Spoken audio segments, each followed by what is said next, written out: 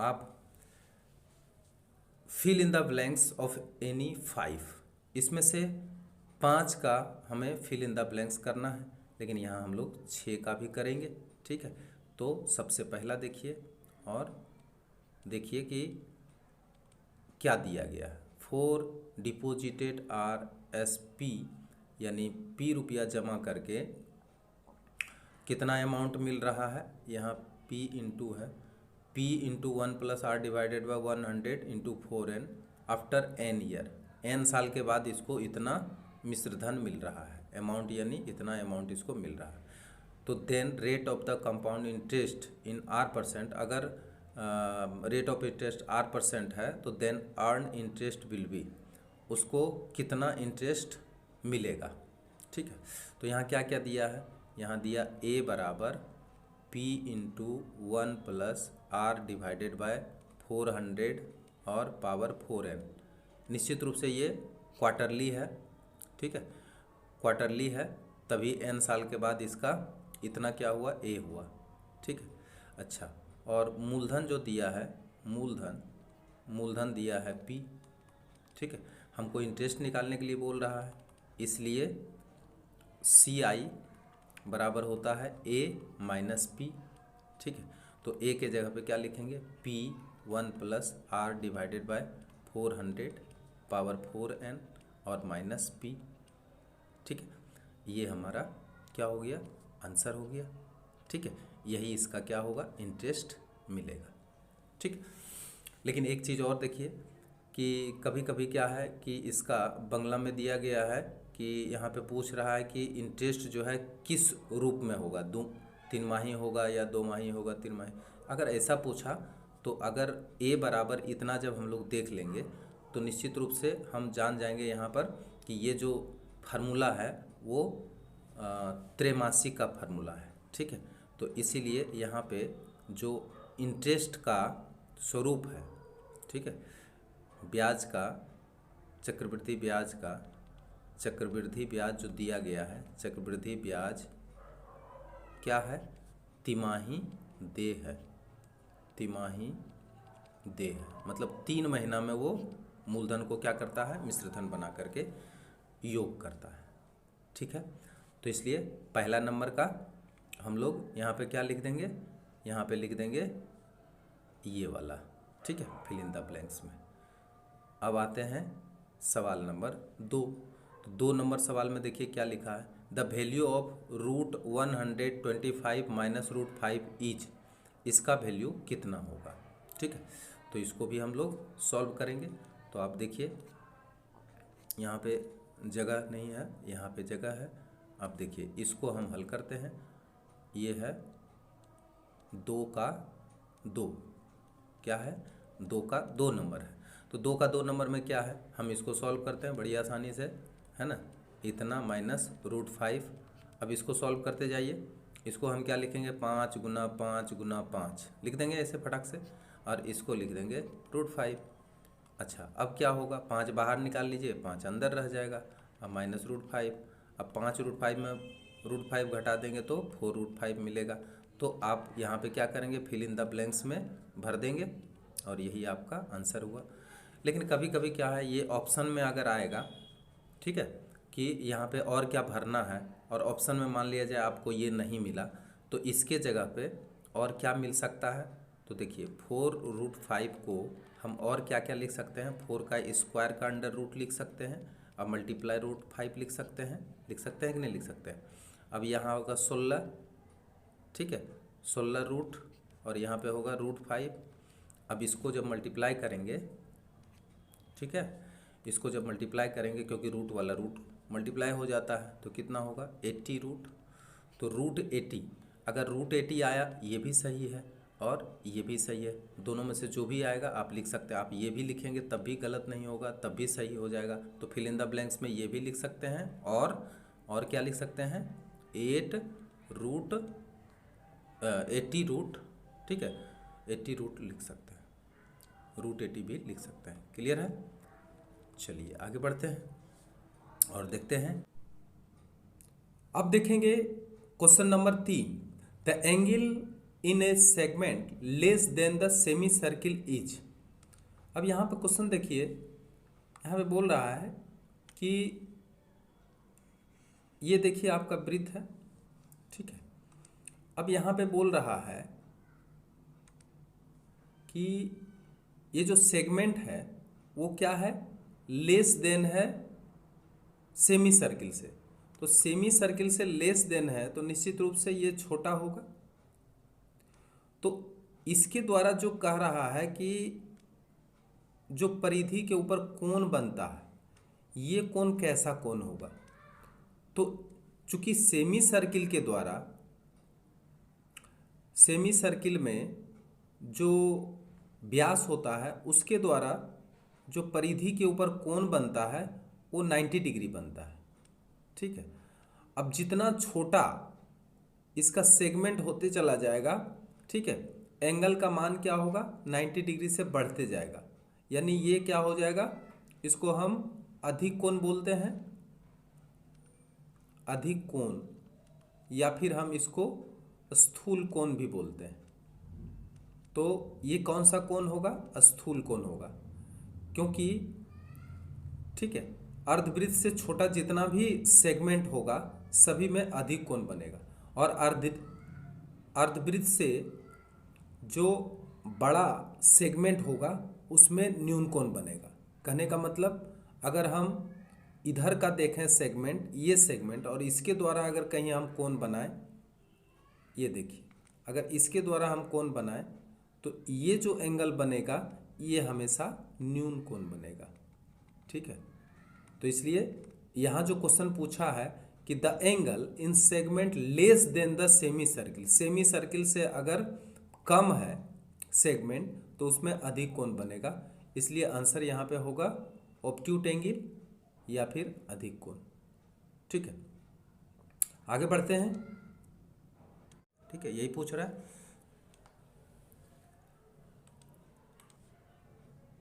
तो अब चलते हैं, किसी भी गोलक है, ठीक है, ये जैसे गोलक है, इसका डायमीटर मान लिया जाए d है।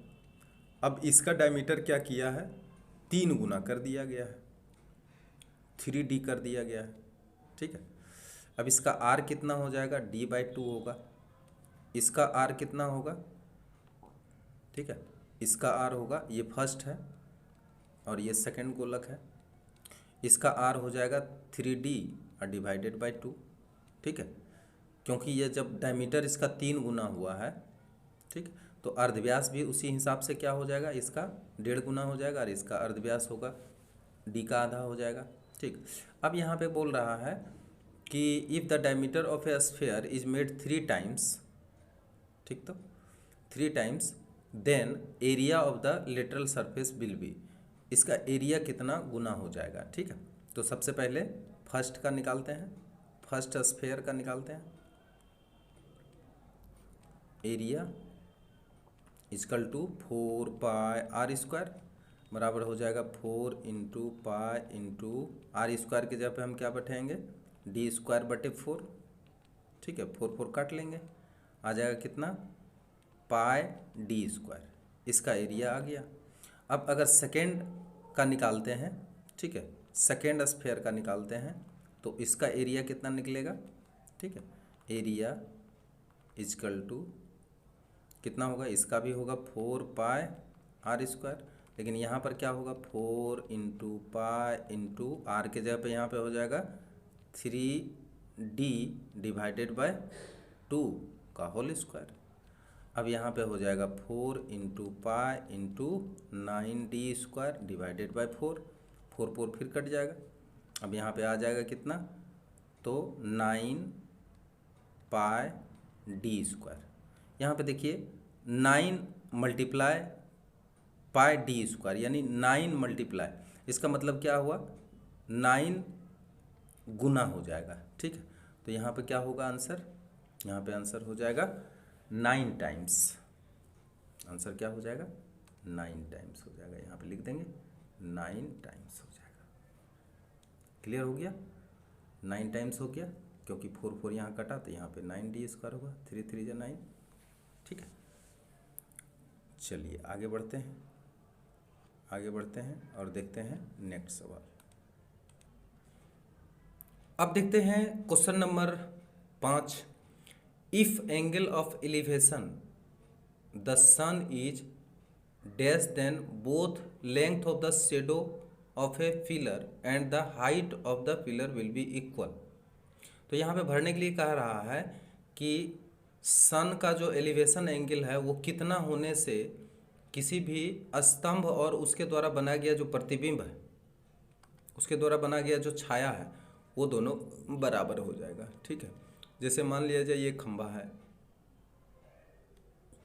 ठीक है, और इसका छाया ये है।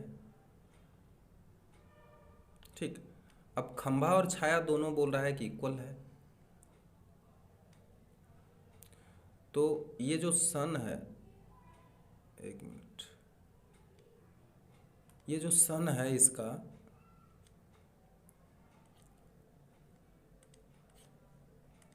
यहाँ, ये जो सामने में सन है इसका एलिवेशन एंगल कितना होगा। ठीक है, ये कोण हमें पूछा जा रहा है। ये ए है, बी है, सी है। ठीक है, ए बी क्या है, ए बी है आपका स्तंभ, बी सी क्या है, बी सी है छाया। ठीक है, अब ये दोनों क्या है, बराबर है। ये कैसा त्रिभुज है, एक समकोण त्रिभुज बनाएगा। Angle C is equal to theta बराबर वाट, हमको एंगल सी ही निकालना है। ये सूर्य का उन्नत कोण होगा, लिखेंगे समकोण त्रिभुज ए बी सी में, ठीक है, tan theta equal to A B divided by B C. हम लोग जानते हैं लंब बटे आधार, tan theta equal to A B जितना है उतना ही क्या है, बी सी है, यानी ए बी बटे बी सी को हम ए बी बटे ए बी भी लिख सकते हैं। ठीक है, चूँकि A B is equal to B C दिया हुआ है। ठीक है, अब हम आगे बढ़ते हैं और टेन थीटा बराबर 1 लिख सकते हैं क्योंकि ए बी कट गया, और टेन थीटा बराबर 10 45 डिग्री, 10 कैंसिल हो जाएगा, थीटा बराबर 45 डिग्री। तो यहाँ पे कितना भरा जाएगा आंसर, 45 डिग्री। क्लियर है, आगे बढ़ें और देखते हैं नेक्स्ट सवाल क्या है। The median of 3 2 3 4 5 is 3 4 5। ठीक है, तो यहाँ पे देखिए 2 3 4 5, n बराबर 4। ठीक है, n बराबर क्या है, 4 है, इसलिए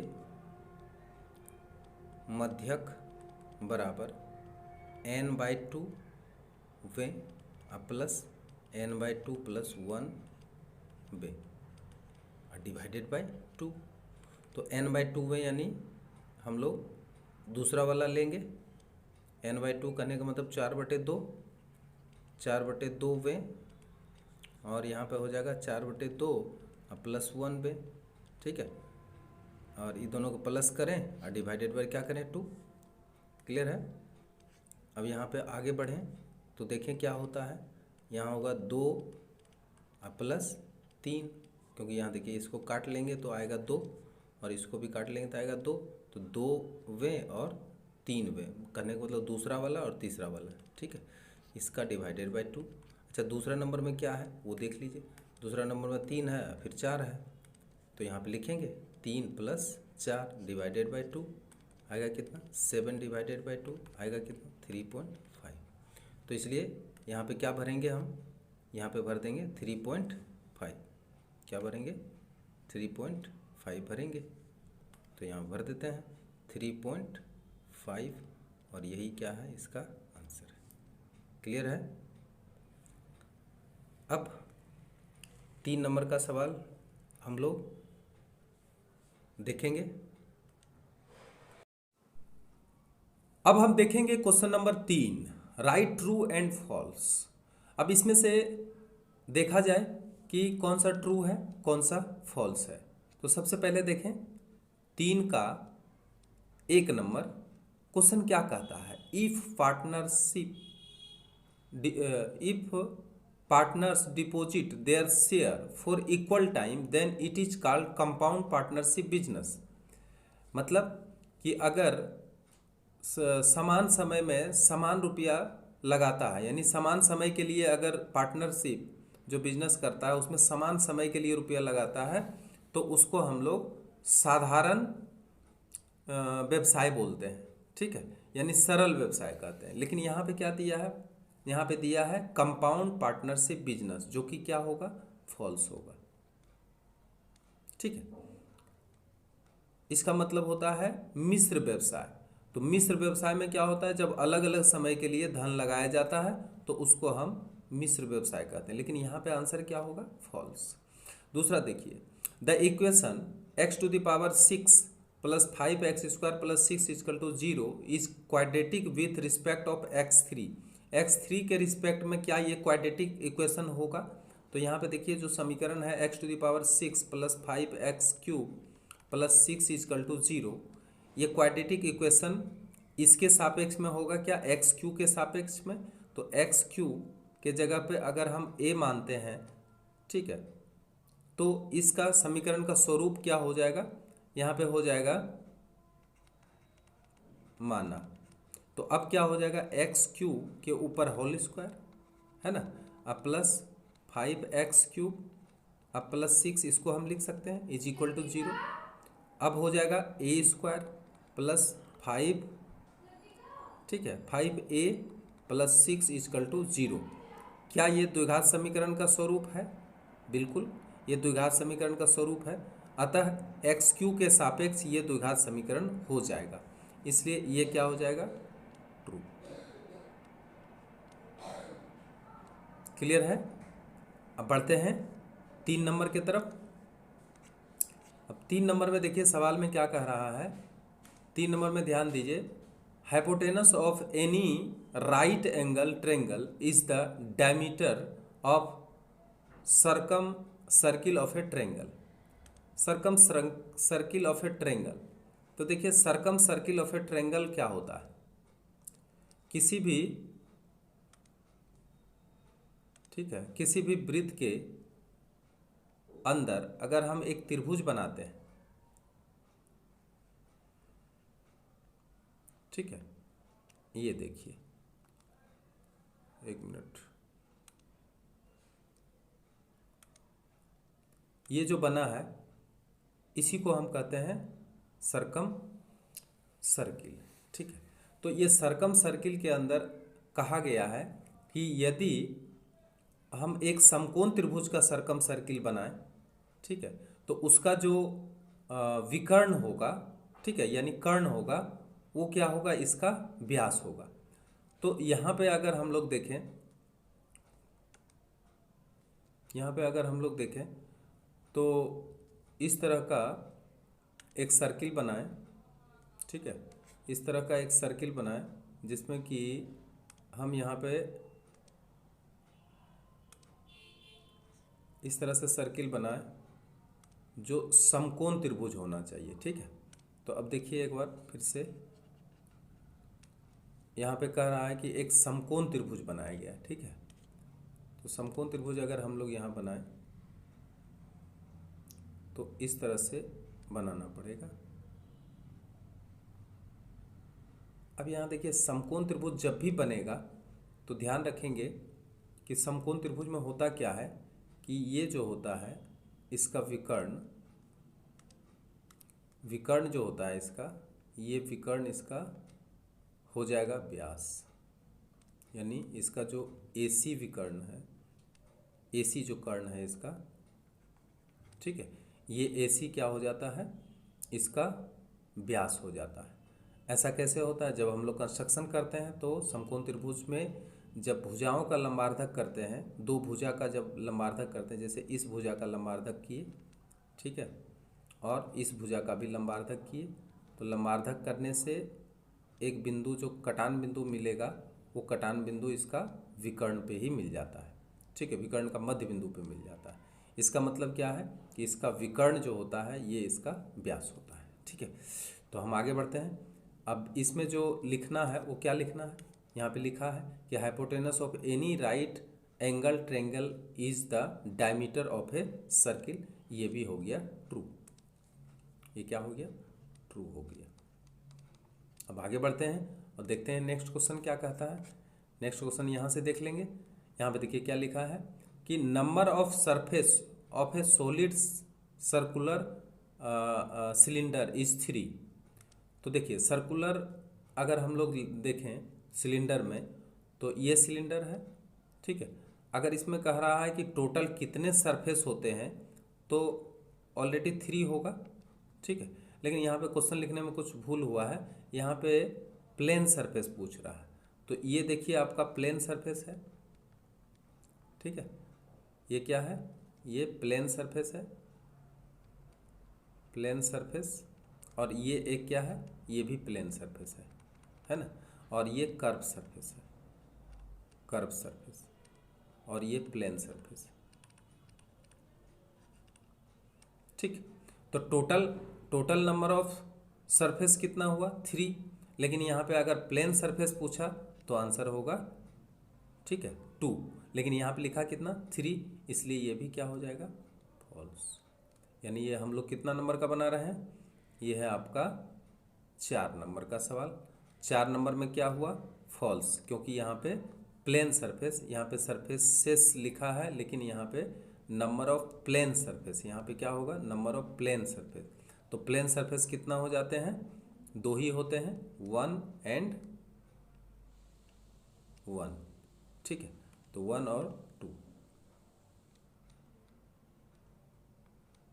लेकिन यहाँ कहा है 3, इसलिए ये क्या है, फॉल्स। क्लियर है, आगे बढ़ते हैं और देखते हैं नेक्स्ट सवाल क्या है। Sine square 1 degree plus cos square 89 degree equal to 1 क्या होगा।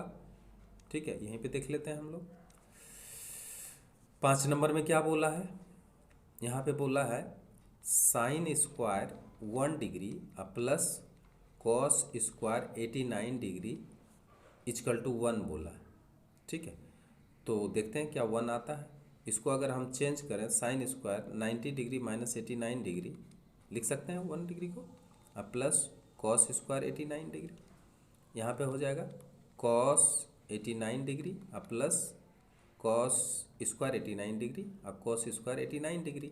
अब कॉस स्क्वायर 89 डिग्री और कॉस स्क्वायर 89 डिग्री बराबर हो जाएगा 2 कॉस स्क्वायर 89 डिग्री। ठीक है, 2 कॉस स्क्वायर 89 डिग्री, और इसका मान कभी भी 1 नहीं हो सकता है। ठीक, इसीलिए ये भी क्या हो जाएगा, फॉल्स। क्लियर है, अब आगे बढ़ते हैं और देखते हैं नेक्स्ट सवाल क्या कहता है। अब देखिए यहाँ पे क्वेश्चन आया value of mode of data is 3। अब इस डाटा में देखिए कि आवृत्ति सबसे ज़्यादा किसका है, एक है 3, एक है 4, एक है 5, एक है 6, एक है 3, एक है 3। ठीक है, तो यहाँ पे देख रहे हैं नंबर ऑफ 3 कितना है, 3 बराबर 1, ये भी है 3, नहीं ये 5 है। तो सबसे ज़्यादा इसमें आवृत्ति किसका है। ठीक है, लिखेंगे आवृत्ति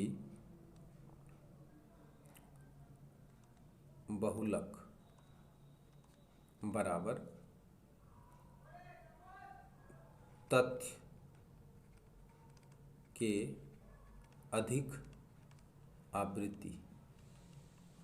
तो तथ्य का अधिक आवृत्ति यहाँ पर क्या है, यहाँ पे 3 दिया गया है। ठीक है, और यहाँ भी लिख रहा है 3, इसलिए तब ये क्या होगा, अब ये होगा ट्रू, क्योंकि अधिक आवृत्ति वाला 1 2 3 ज़्यादा आवृत्ति का है, इसलिए इसका बहुलक कितना होगा, 3 होगा। क्लियर है, क्लियर है। और इस तरह से ये वीडियो यहीं शेष होता है। अब नेक्स्ट वीडियो में आप 4 नंबर का सवाल देखेंगे। ठीक है, अगर आपको वीडियो अच्छा लगा हो तो इसे अधिक से अधिक शेयर करें और सब्सक्राइब भी करें। Thank you very much.